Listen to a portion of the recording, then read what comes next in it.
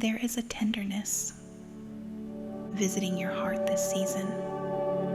You've spent so long trying to be strong, trying to understand people, trying to hold yourself together, when all you wanted was to feel held too. But this December brings something different, a quiet reminder that you are worthy of the same softness you keep giving to others.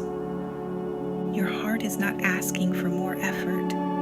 It's asking for gentleness, for care, for warmth, for connection that feels real and not one-sided.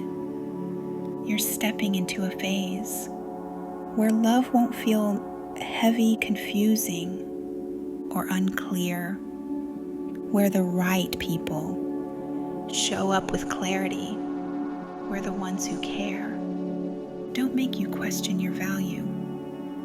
This season is dissolving the last pieces of self-doubt you've been carrying. You're not hard to love.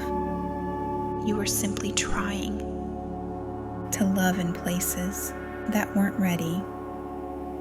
But this Christmas wraps you in a truth you've forgotten.